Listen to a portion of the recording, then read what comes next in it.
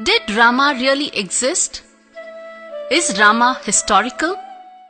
While divinity is a matter of faith, historicity is a matter of existence.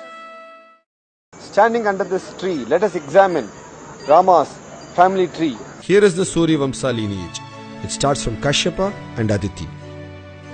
In the Solar dynasty lineage, there have been many prominent kings, their names and their deeds corroborating well within the Ramayana text and also with the other legends of India. This corroboration of their deeds across various legends through thousands of years establishes the historicity of this lineage, with close to 51 generations before and 32 generations after him. This lineage can be traced all the way down to the Mahabharata period, wherein Brihatbala, 32nd generation from Rama, takes part in the Kurukshetra war on the side of the Kaurava and is killed by Abhimanyu on that fateful day. If a character is imaginary, you would not have this length of a tree. Valmiki composed the Ramayana during the lifetime of Rama himself. In fact, Valmiki was the caretaker of Rama's wife Sita and their children Lava and Kusha. This clearly places Valmiki Ramayana as a biography, an authentic, credible, historic text written during the time of Rama and validated by Rama himself when his sons narrated to him. It is for this reason Ramayana is called an Itihasa, meaning it thus happened. In contrast, there have been many adaptations of the Ramayana across the land which have eulogized Rama through the centuries and millennia. These are more in the form of kavya or ballad and religious texts. If Ramayana is a historical text, why is it called mythology now? In 1808, James Mill and Charles Grant were appointed to write the history of India as syllabus for the Haileybury College. First they and later the genre of colonial writers classified the Indian texts and thought as fabricated trash and drilled it into the minds of Indians that these were mythology. Mill and Grant wrote the history of India deliberately without visiting India, lest they get influenced by its rich culture. In contrast to Mill and Grant, Al-Biruni wrote about India after visiting India. When Al-Biruni visited India in 1030 CE, among the many things that he wrote about India, he also wrote in good detail about Rama having been a historical person of this land. 500 years later, in mid-1500s, Begum Hamida Banu, the daughter-in-law of Babur, wife of Humayun and mother of Akbar, commissioned a pictorial Ramayana.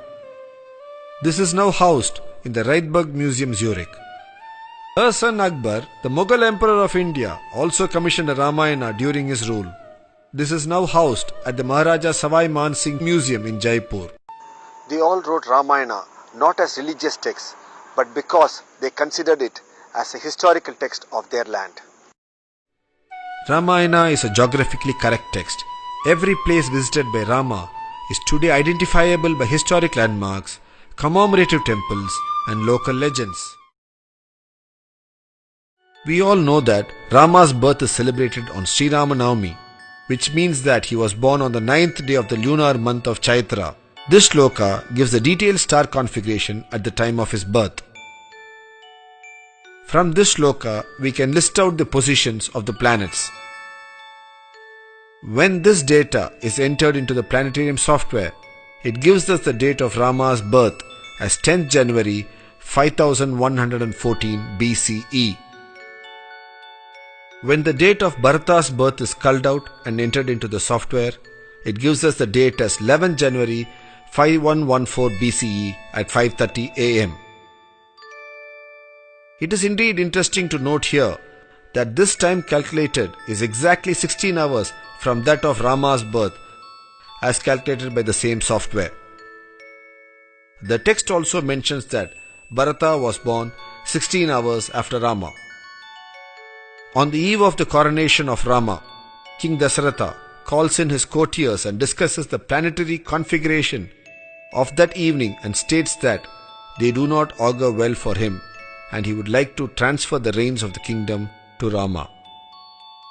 King Dasaratha informs Rama about the malefic effects the star configurations were going to bring upon himself and hence asks Rama to take over the kingdom.